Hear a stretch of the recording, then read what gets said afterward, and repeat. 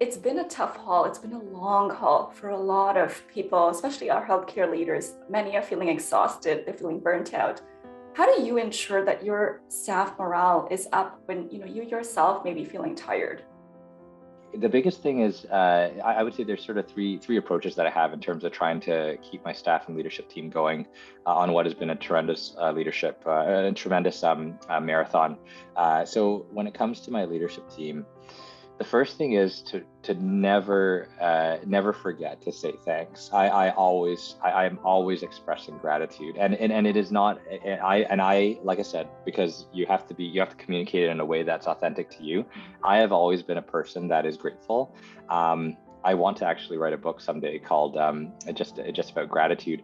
Really, the whole concept of the book was just around the people that we don't even get to thank, in our day-to-day lives. I often think about my piano teacher when I was growing up, and I don't know where she is now. I don't know, she may not even be around anymore. Who knows? But I don't, it's something that's just every so often I'm just, oh yeah, if I had the chance to, I would thank her again, because it's like now, music is just such a big part of my life, and just being it. So long story short is I've always been someone who starts from a place of gratitude. I even try to find places where I've missed gratitude, and such as like my swimming instructor who taught me how to swim, my driving instructor. I mean, I think about that guy all the time, and I'm just kind of like, I have no idea where he is right now, but man, if it wasn't for him teaching me how to drive, I don't even know where I'd be. So it's like it's things like that. It's just making sure you're always expressing that gratitude. I always make it very clear that anything that I receive as credit from council or from the community, I always tell people that this is not just me. It is the work of many hands. It's the work of our council supporters. It's the work of our partners, and really the whole community that has come together collectively. So I find that making it very clear that you recognize the collective efforts is crucial. And for the record, you have to actually believe it. I fully believe it. But some people, if you don't believe it, then you probably should reassess your leadership style, in my opinion. But for me, I fully, like I said, I'm not the smartest person in the room. I fully accept that, everything that we've accomplished together has been as a team. And I think expressing that gratitude and making sure that, appropriate recognition is given is crucial. I think the other thing is also, when push comes to shove, you need to go to bat for your team, right? You need to step up. And a lot of the reasons why, some of the measures we took in Peel was because cases and outbreaks were out of control.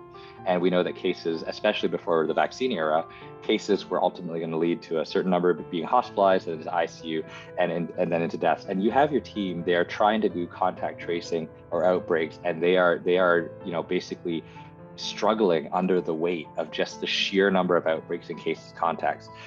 And to some extent, the decision to protect and save lives, externally by pushing closures or, moving schools online, that also had the other effect of being there for my team when they needed it. They were just like, we need to close, we need to lock down, because we can't possibly take a further growth in outbreaks and cases. And so, it was an unpopular decision with certain sectors of the community, but ultimately my team saw it as, he has our back. Like, in this moment of our need, where basically all of us are burnt out and everything is collapsing and, destroyed fiery embers around us, he actually stood up and did it. And so I think being there for your team when it matters and putting your money where your mouth is, that's absolutely crucial as well. And I think the last thing in terms of leadership and staff morale is you have to check in. You always have to check in. You always have to know how your staff are doing. And I don't mean check in as in micromanage them. I mean just ask them, how are you doing? Like, this is kind of crazy. I'm sick of seeing you in 2 dimensions. How's the kids? I heard your parents had some health issues. Where is that? Because you need to know the whole person.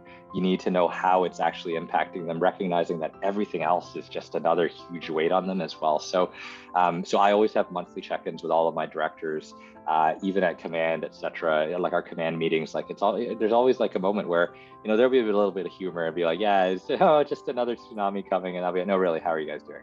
Really? So I think that approach, like always check in, always have their backs, and always recognize them. I think those are sort of the 3 things that I would encourage any leader to keep your staff morale up. Such great advice. And it comes back to, treating people as human beings first. Yeah, ultimately, you don't get anything done without your team.